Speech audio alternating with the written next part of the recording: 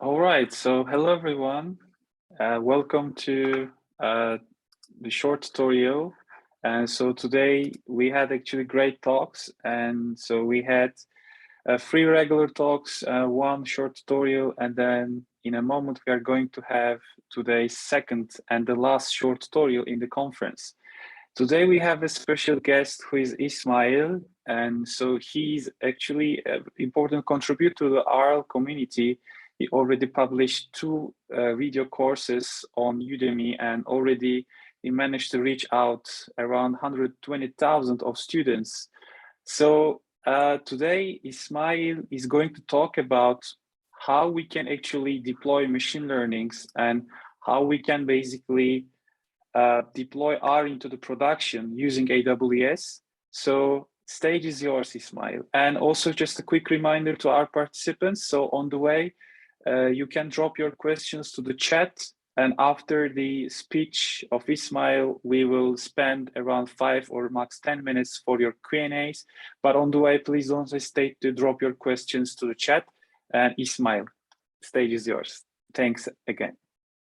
Thank you. Let me just share my screen very quickly. So welcome to the tutorial. I'm going to get right into it because we don't have much time. We're going to be talking about Serverless R in the cloud and how to deploy R into production using AWS and Docker. This is a huge topic and we barely have enough time. So I'm going to skip through a lot of the slides, not go into too much of the theory, so we can skip into the practical walkthrough.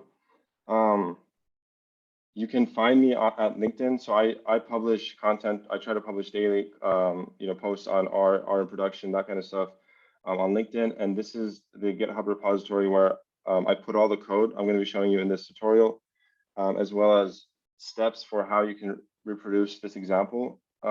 And hopefully, if you have any issues, you can just contact me through Upwork, open up an issue, and I'm going to try to extend the repo as much as I can.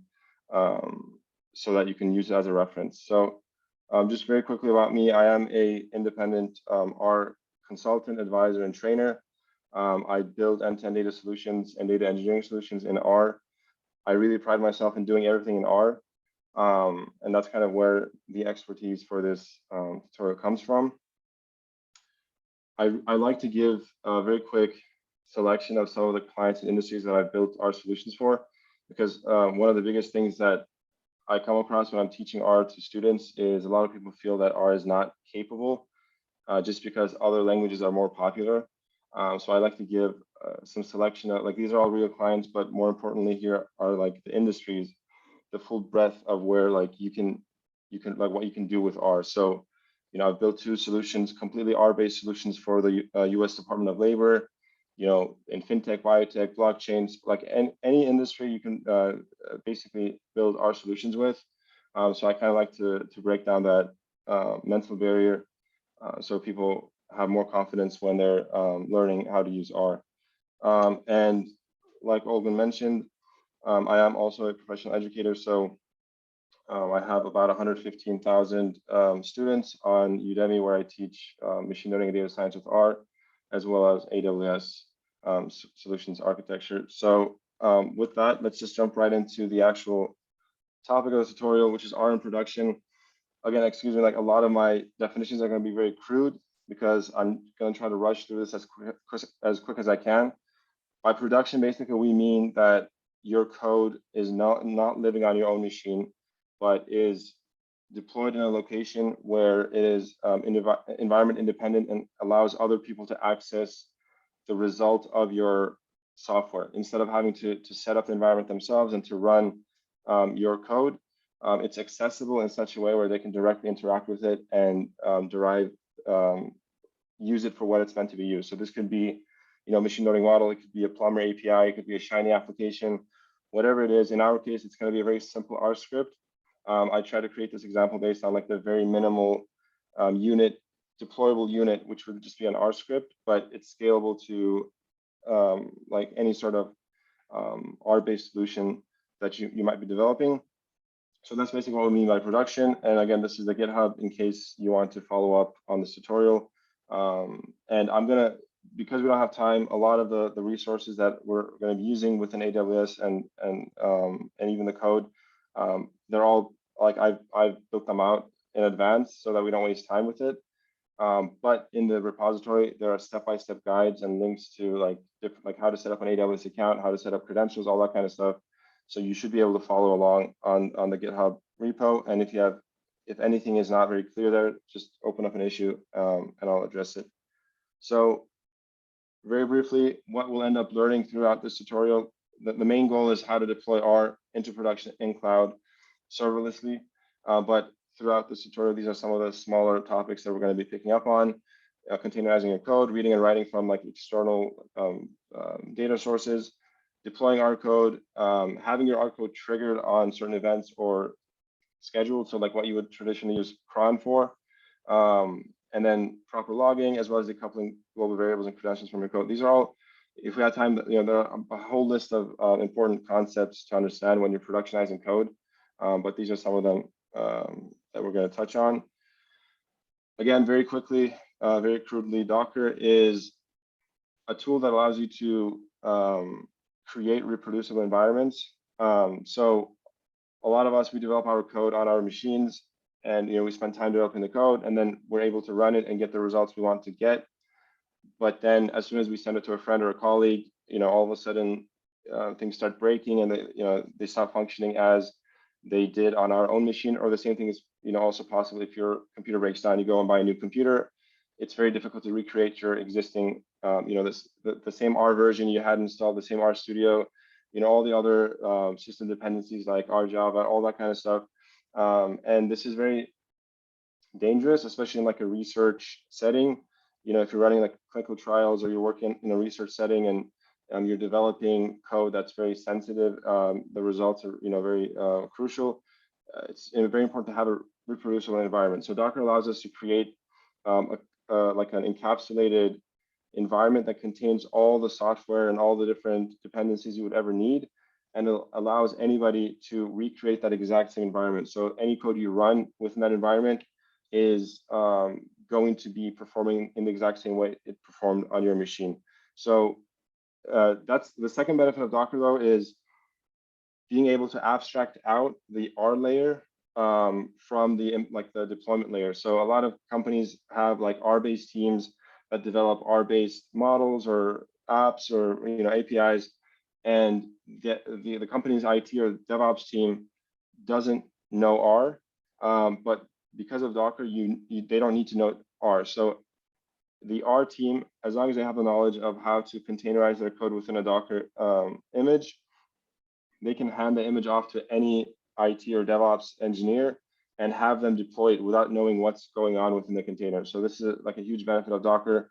And this is what really allows R to be deployable on platforms that don't have, like traditionally have support for R runtime. So like AWS, we're going to be using AWS today, but AWS famously doesn't have runtime support for R on services like Lambda, but Docker helps us solve that issue because we're going to essentially be deploying an R container and they don't need to know what's inside it.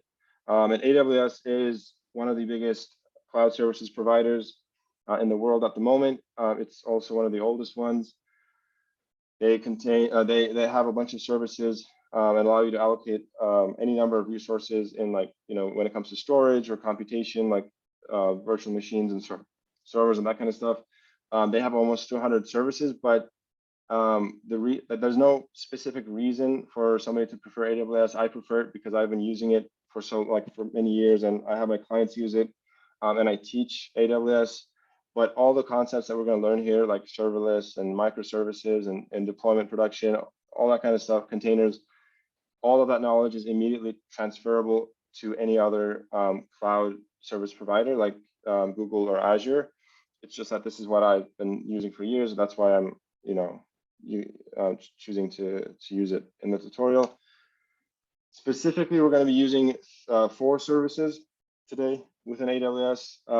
The first one is S3, which will allow us to store, think Dropbox or Google Drive, but optimized for like scalable storage and programmatic access. So that's where we're going to store our input file. So the RDS file that contains the data, and then the output, which will be an image. So S3 allows you to create buckets, which is basically just folders where you can store any number of files and objects, and we're going to use R to read and write from S3, which is already a very powerful kind of construct. And then ECS is a container orchestration service. If you've heard of Kubernetes, ECS is the AWS version of it. Basically, this is where the serverless part of this tutorial comes into play. So when we mean serverless, traditionally, many of you might have experience with setting up like a virtual machine or like a server in the cloud, setting it up, getting it running, installing your code, whatever it is, onto it and having it run and having to manage all of that and having the machine run 24/7. So you pay for it as long as it's running, etc. That's the traditional way of kind of hosting production code. But with containers or with like the serverless paradigm, basically the cloud service provider tells you, just give me your code or give me a container and I'm going to deal with deploying it for you. So you don't have to worry about, monitoring health and, deploying load balancers and like dealing with a bunch of different servers and scalability and, networking and all that kind of stuff. You don't have to deal with any of that. Just give me code or give me a container and I'm going to deploy it for you. And that's what we mean by serverless. Obviously, there's a server that's going to be running the code or container, but you're not dealing with it. That's abstracted away from you, so you can focus on your code and your actual solution. And ECR is just a container repository on AWS, the equivalent of Docker Hub. That's where we're going to be pushing our image to. And then EventBridge is a microservice on AWS, which allows us to build like event-driven architecture. So we can set up rules that are triggered on certain events. Like in our case, we want there to be a trigger when something is uploaded to an S3 bucket. Or you can use it like a cron job where like you can have it scheduled to run, your container to run on like different frequencies or different intervals. So, and then very quickly, I really wish we had time to go into more detail about like the R side of production, but these are some important packages that like when you're productionizing code that are very important. So Box allows you to create reusable, like modular composable code. It's what you normally would do with a package structure, an R package structure. This is like this eliminates the need for a package structure. So it's very useful. This deserves its own seminar, but type implements a type system for R. So as you know, R is not a type system, which does cause a lot of production problems in production because functions, they have a expectation of what like an input should be. And when that expectation doesn't hold true, it creates a lot of silent errors throughout the code, which is very hard to debug. So type is very important, in my opinion. Logger is for like production logging with logging thresholds. .env is to create a .env file, like to replicate global or environment variables within your R environment. S3 AWS.S3 is what we're going to use to access the S3 service on AWS from R. And then Pause is a full AWS SDK for R. It's not official, it's not from AWS, but it is pretty complete. And so this is more like a list of something like you to reference. We're going to be using some of these today. So let's jump right into the tutorial. We only have 15 minutes left. So this is the architecture we're going to be building out. Like I said, I built out most of this already. So I've already allocated the buckets. I created the cluster, the task definition, even the event bridge rule. So I'm just going to be showing you kind of how it all fits together and hopefully running an example so you can see it work, like you can see an end-to-end solution work. But details for how to allocate each of these services on your own are in the GitHub repo. And again, if there's anything missing, let me know and I'll update the repo. Basically, very quickly, this is the R script is going to contain. So this is the like the minimum, like the smallest unit of productionizable like code, which is just a single R script. But this whole concept can be applied to like a machine learning model, a Shiny app, whatever it is. This is just like the minimum unit of deployable code. So it's going to be a very simple script that takes in a data frame from the input bucket and plots a ggplot2 scatter plot and outputs that back into the output bucket.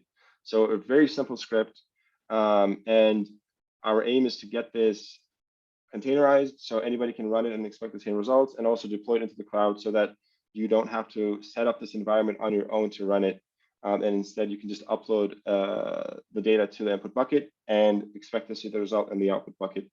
And then the .secrets file, that's just where I put my AWS credentials, because I don't want you guys to see my credentials. And ideally, you also should not be including your any credentials or whatever in your code. It should be decoupled. We're using .env to pull that in. So I'm going to show you all the code in a second. But these two files will be baked into a Docker image that we're going to be calling YR 2022. And that Docker image will be hosted on ECR, which is the AWS version of Docker Hub. And once it's in ECR, then we're going to be able to reference it from our container orchestration service. And then, yeah, I'll go into all of that in a second. So right now, let's go into RStudio. This is a script. It's like 41 lines. It's in the GitHub repo. Anything that's prefixed with logger, that's just a log message. That just prints a log message. So ignore that for now. But very quickly running through the code, we're just setting up. So we're loading the migrator pipe. We're loading in the .secrets. We're defining the input output buckets. And then here we are pulling in. So the bucket, let me show you guys a bucket really quickly. So this is AWS. Again, I wish I had more time to go into the details of it. How do let me move? Oh, there we go. So these are the two buckets that I've already created in S3, input, output. This is the input bucket. So you can upload as many files as you want into here. We only want to, because this is a very simple example, we're not trying to manage the files. We just want to pull the name of the latest file that's uploaded. So this is what this here does. It pulls the name of the latest file. And then here, it pulled using that name. It now pulls, and we're using AWS.S3 to read or write from S3. And this is very well documented. You can very easily read up on the documentation on how to use the functions. But we're pulling in the latest file. We're making an assumption that it is an RDS file and that it is a data frame within the RDS file and that it contains 2 numeric columns. Ideally, in real production, you don't want to make any assumptions. So every one of those assumptions would need to be validated, and you need to gracefully handle any exceptions. So just keep that in mind. And so in the GitHub repo, by the way, I do walk you through how to set up AWS, how to set up your computer like Docker, AWS, CLI, all that kind of stuff. But then also further steps, like a lot of topics that we weren't able to get into, we're not going to be able to get into today, on like what you should do ideally if you're actually going to put this into production. So anyway, so we renamed the 2 columns that we're assuming to be numeric columns, X and Y, and then we just create a scatter plot. So here's a very quick example. Like this is the plot, like we want to kind of automate and put into product, like the creation of this plot from a data set. So like I said, the script, like in between, this can be replaced with anything you want, and the output can be replaced with anything, the input can be replaced with anything. So this you should be able to apply this to any work you're doing currently. But once the plot is created, we save it as an image, and then we put the image using AWS.S3 into the output bucket, and that's it. And then we just print a success message. So if I were to upload a file now to the input bucket and source this R script on my local machine, it would run and it would create an output, the output plot, and put it into the output bucket here. But we don't want to do that because that's not production, that's not deployment. That just means I'm running scripts on my own machine, which is not ideal. So you would want to, the first thing you'd want to do is create a container that contains your script. And under deployment in the repo, these 5 commands are what you would run. So I've already run them here in the terminal. Let's see. So in the terminal here, I've already run the commands that are in the GitHub repo. So essentially what we're doing is we're establishing connection between Docker on your machine and AWS, and then we're building the image, and then we're pushing it to ECR. So I've done all of that, but to make sure that the container actually, the image actually works. By the way, we're using this Docker template to create the Docker image. Now, Docker's, as I mentioned, is very important, but it's sometimes people put too much of emphasis on its importance. Like as a data scientist, you don't really need to master Docker. You don't need to take a semester-long course understanding everything about Docker. You just need to know enough to be able to deploy or to build an image that contains your code. So this is like basically like the minimal example. You're pulling in an existing Docker image, which is a tidyverse that contains a tidyverse and R and other R dependencies that somebody else has built for you. You're pulling it in from the Rocker repository on Docker Hub, and then you're running some commands. So here we're installing any additional dependencies, R package dependencies that are not in this image in the tidyverse image, and then we're copying the R script and .secrets into the image, and then this is what's run when the image is deployed in a container. So the R script will be run. It's basically sourcing script.r. So that's probably like probably need to go into more detail on how to build a Docker file, but this should be enough to get you started. Like you just need to extend this for your specific need. There isn't really much you would need to change here, but as long as you have this Docker file within your main folder, when you run the build command that's in the repo here, the Docker build, it'll use that Docker file to compile an image. And then that image now is a completely reproducible environment. Like that image, anybody can take and run on their end, and they would get the same results. I was planning on running an example of it. Like I was planning on running it locally. Docker run YR 2020 to just YR 2022 to kind of show that it works locally, but I don't think we have time for that. But on your end, like whenever you build an image, you can run it locally on your machine, and it basically will run the image, and it'll read from the input and output to the output. But we don't want to have to run this on our own machine. We want this to be living in the cloud, so that we don't have to recreate an environment in which will allow us to run the image. So we push it to ECR. So once it's in ECR, I've already created a repository. This repository that I created, and this is the latest version of the image. Again, this is all pushed using the commands in the GitHub repository directly from the terminal in RStudio. So once it's in ECR, we have like ECS will have direct access. ECS here will now have direct access to the image. So previously the image was on our machine. We had to push it to a repository so that we can reference it, and we're going to be referencing it in ECS. So this is basically the reference to the image or the repository that contains the image. And within ECS, the first thing you'd want to do, again, I'm kind of breezing through all of this, but you would create a cluster. It's very easy. By the way, AWS is one of the most heavily documented of the cloud services providers. So basically anything you're looking for, you have documentation for. You don't have to worry about R being like a niche language, and maybe there's not enough documentation R, because as far as the AWS side of things are concerned, they don't care if you're using R or not. You're going to be like, you would look up how to create a cluster, how to create a task, how to create all that kind of stuff. It's language agnostic, so you don't really need to, like, it doesn't have to be about R. But creating a cluster is very easy. You just click it, you step through it. You create a cluster. I called it ETL. You can call it whatever you want. Within the cluster, you can create any number of task definitions. So tasks are within ECS. Tasks are basically the template that tells ECS how you want your container to be deployed when it deploys it. So it's not going to immediately deploy it for you until you tell it to be deployed. As opposed to like the traditional system where you have a server that's always running. Here, you're not deploying anything yet. There's no server that's running yet, but you are creating a task definition. that specifies the details of how you want the deployment to take place. For example, what image do you want to deploy?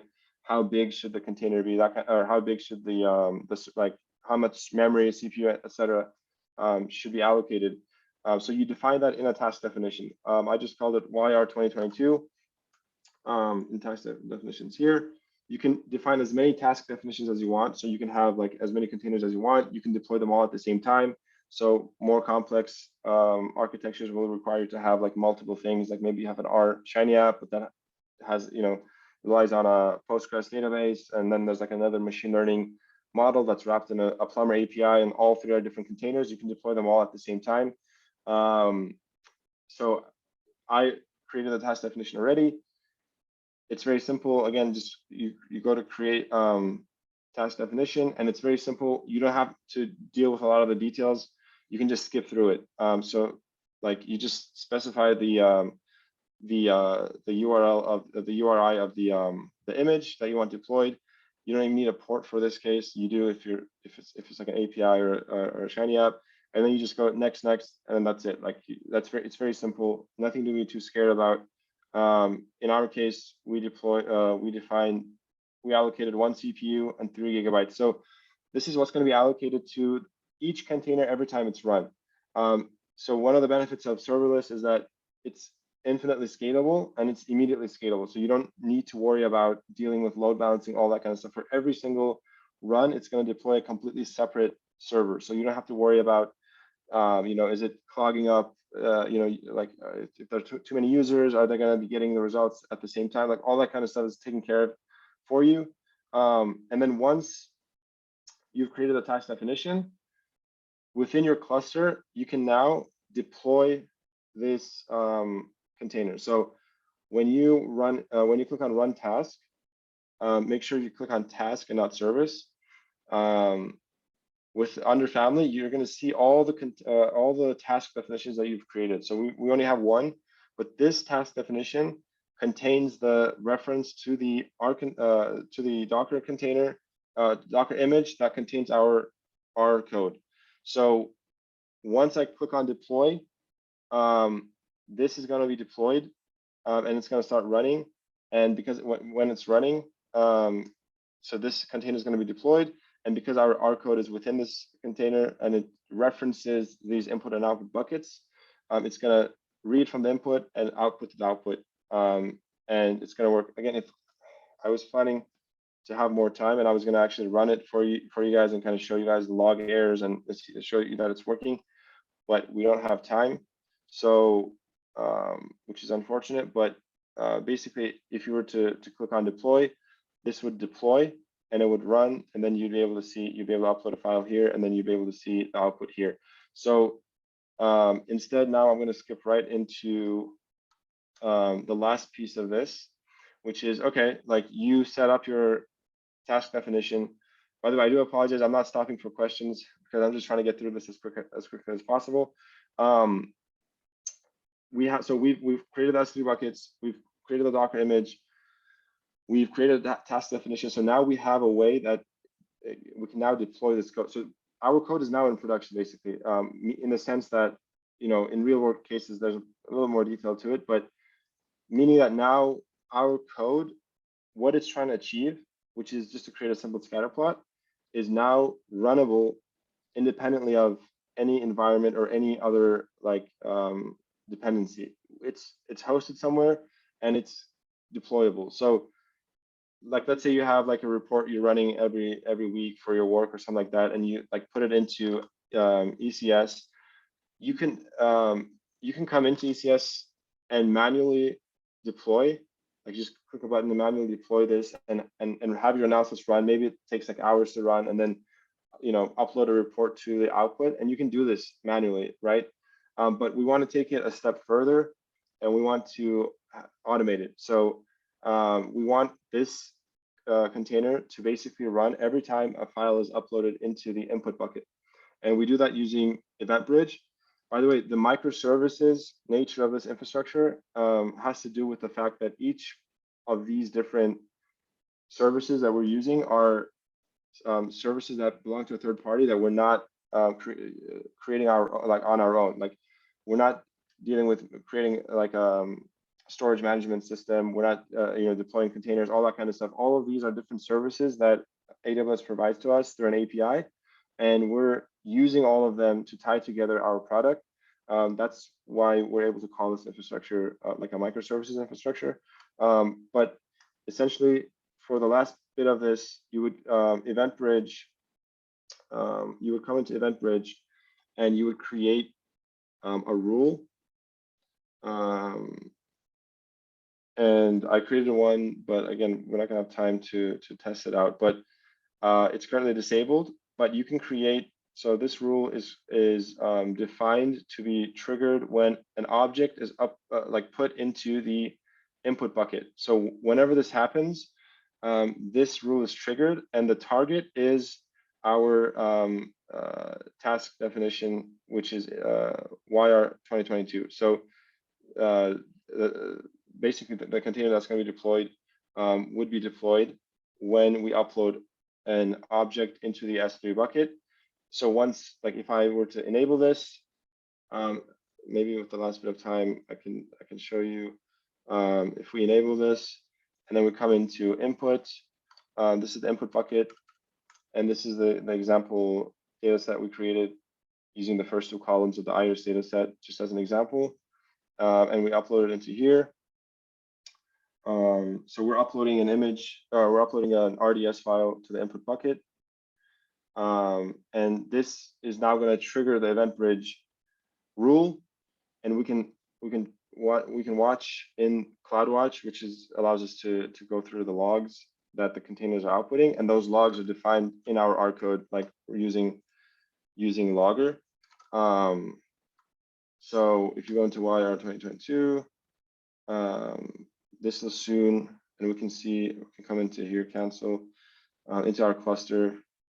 And you can see that it's deploying now. It's deploying based on our task definition. It's deploying our container, and it's still starting up.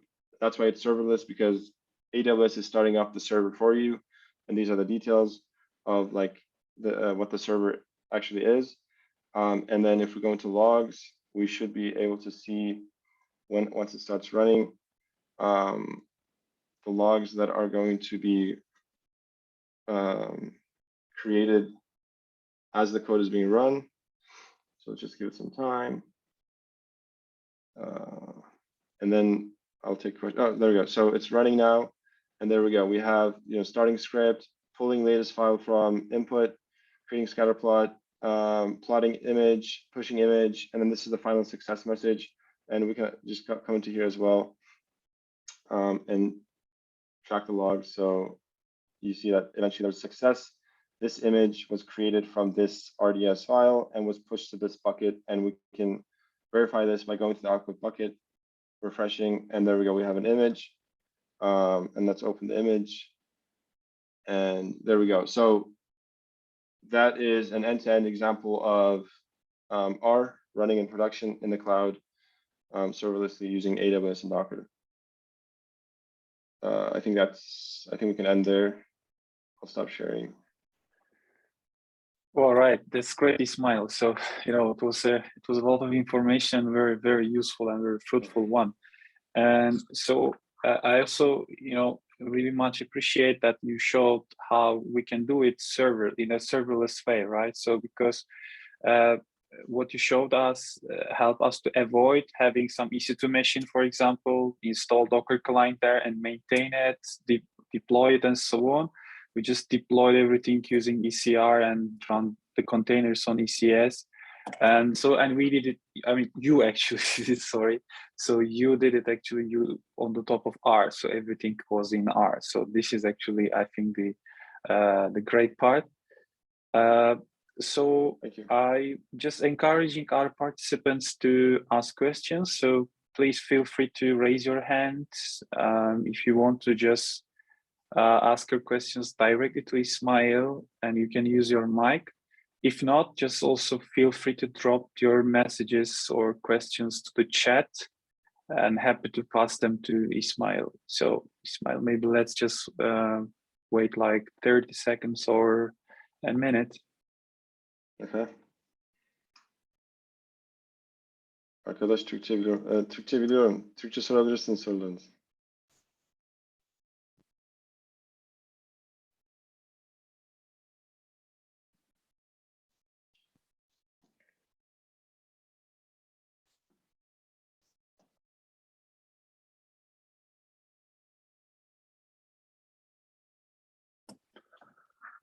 Okay, Hande Konşuk ünlü. Raising hand. Okay. Sunum için çok teşekkür ederim. Sesim geliyor değil mi? Evet, duyuyoruz. Ben sadece çok temel bir öneri isteyeceğim daha doğrusu. Bu alanda yani bu konuda çalışabilmek için server kullanmadan R'ı bu şekilde kullanabilmek için yani başlangıç düzeyindeki kişilere nasıl bir yol önerirsiniz? Yani nasıl başlayalım? Çünkü şu an çok bana teknik geldi bilmediğim için. Açıkçası çok da güzel bir şey. Ne önerirsiniz? Ben sadece tavsiye için açıkçası el kaldırdım. Evet, en önemli şey bir bulut öğrenmeniz. Yani AWS olabilir, Google olabilir, Azure olabilir ama bir an önce yani bu çağda data scientist olarak bulut bilmeden yani işiniz zor. Çünkü herkes data scientist oluyor, herkes R, Python öğreniyor. Ama asıl iş artık production'a kaymış durumda. Yani herkes artık machine learning modeli üretebiliyor ama bunu deploy etmek, yani bunu gerçek kullanılır bir hale getirmek bambaşka bir iş. Onun için bulut, yani bu konuların teknik yapısının en büyük sebebi hepsi bulutla alakalıydı çünkü. Bulut öğrendin mi, yani birçok anlattığım konuların hepsini zaten anlamış olacaksın. Docker'a çok yoğunlaşmana gerek yok. Yani Docker dediğim gibi o benim gösterdiğim dosya bile yeterli yani. Uzun süre o sizi götürür. Docker sadece yani bir kere compile etmeyi çözmen gerek. Yani o yani Docker'ı nasıl yükleyeceksin bilgisayarına, nasıl image edeceksin onu bir kere anladın mı? Gerisi kolay Docker açısından. Ama bulut çok önemli. Yani bulut üzerinden veri okuyabilmek, buluta veri koyabilmek, bulut üzerinden sunucu açabilmek vesaire. Onu öneririm yani benden gelen öneri o şekilde. Teşekkür ederim. Sağ olun. Rica ederim. Okay, başka sorumuz var mı?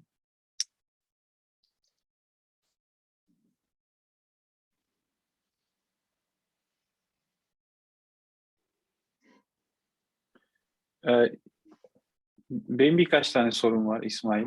Olur. E, Bu arada şeyden bahsettim. Secrets'ları ayrı bir dosyada tutmak kesinlikle çok önemli. Çünkü kodun içine gömülebiliyor ve bu büyük bir risk. Özellikle cooperation'da çalışıyorsanız. Evet. Bu tarafta şunu merak ediyorum.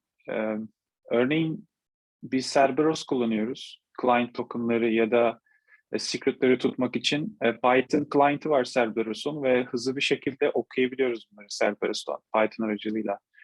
R'da buna bir workaround bulma şansı var mıdır? Yani ya Cerberus'un API'yi kullanmak aklıma geldi ama başka senin bildiğin bir yöntem var mıdır bununla alakalı? Ya da Cerberus'u direkt geçmek mi daha mantıklı? Yani container deploy ettiğin zaman container direkt oradan mı okuyor secretleri? Evet. Yani benim normalde ben secret'i bu şekilde normalde secret'i aslında şeye bile Docker image'ine bile koymak doğru değil. Best practice olarak burada hızlı örnek olsun diye yaptım. Normalde ECS'e direkt task definition yaparken environment variable'lar pass edebiliyorsun. Dolayısıyla yani idealı aslında AWS konsolunu bile kullanmayacaksın. Direkt AWS API'nden mesela Terraform repo koydum yani next steps olarak Terraform gibi bir şekilde normalde oluşturmak istersin infrastructure as code ECS şeyini. Orada direkt environment variable olarak define edersin nereden geleceğini. Orada zaten Python based bir şey olsun, herhangi bir şey olsun oradan direkt yapabilirsin. Çünkü o R dışında bir şey. R da sadece environment variable olarak onu kullanacak. Okay. Yani mantıklı. Çünkü Cerberus encrypt ediyor tokenları. Encrypted bir şekilde transfer ettiği için risk bayağı azalıyor. Okay, ama çok güzel bir fikir. Aynen, çok teşekkürler. Başka? Bu arada bu event bridge'i gösterdin. Aslında tam olarak olmasa da bir şekilde lambda'yı mimikledik değil mi burada? Aynen. Sonuçta Evet. aynen. Amaç Aynen. oydu. Ya Evet. ben niye bu şey keşfettim? Çünkü Lambda için şey yoktu. Eskiden container desteği de yoktu. Şimdi var. Hı hı. Bir de R runtime'i yoktu. Aynen. Dolayısıyla Lambda'yı nasıl yaparız şeklinde. O yüzden bu şeyi keşfettim. Ama artık Lambda'yı da kullanabiliyoruz R'da. Oh, süper. Lambda R diye bir package var. Artık Lambda da çalışıyor R'da ama bu biraz daha robust bir çözüm. Yani Lambda çünkü kısıtlamalar var. Sadece 15 dakika çalışabiliyor işte falan Evet. filan. ECS daha robust architecture'lar için çalıştığı için bir de öğrenmesi daha kolay. Öğretmesi de Okay. daha kolay. Okay. Okay, süper. Ee, bu arada örneğin sen production'da build ederken Docker image'leri özellikle bu build aşamasında Jenkins gibi çözümler kullanıyor musun? Build Şimdi aşamasında. evet yani şirketlerde yani çözüm üreten şirketlerde genelde zaten mevcut CI/CD bir Aha. deployment sistemleri oluyor. Sen data scientist olarak onlara çok girmene gerek kalmıyor. Çünkü sen onlara bir Docker container, Docker image verebildiğin için gerisini onlar tamamlıyor. Ve en büyük yani bu Docker'ın en büyük başta bahsettiğim gibi en büyük özelliklerinden biri o. Yani data science teamleri çok kolayca integrate etmesini sağlıyor şirketlere. Çünkü önceden işte R Shiny için işte bir sürü şey öğrenmeler gerek. Yani çok scalable olmuyor yani her şirketler mesela niye benim team'im R kullansın? R'ın bir sürü zahmeti var falan filan gibi muhabbetler oluyor sürekli. O yüzden sen hiç o production deployment'ı çok şey yapmadan mevcut olan bir sisteme direkt entegre edebiliyorsun. E, ondan sonrası zaten R'la alakası çok yok yani. O yüzden evet yani Evet. Jenkins'de var değişik işte Team City işte değişik sistemler var. Şirketten şirkete değişiyor. Hepsi R kodunu deploy edebiliyor inşallah. Okay. Çok teşekkürler. Başka sorumuz var mı?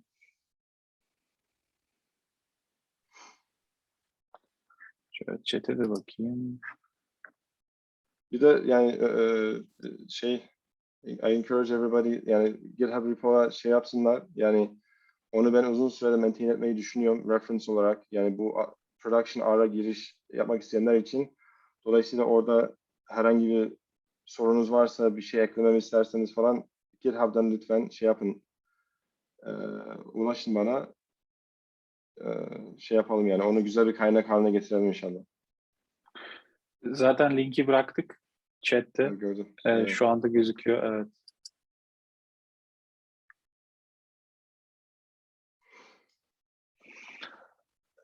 Okay. Başka bir soru gözükmüyor. İsmail çok teşekkürler. Teşekkür ederim. Once again, very thank you so much and hope to see you again soon. Thank you. Görüşmek üzere ve 17 dakika içerisinde bugünkü son sözlü sunum ve poster sunum oturumumuza başlayacağız. Oturumumuza görüşmek üzere. İyi günler. Thank you.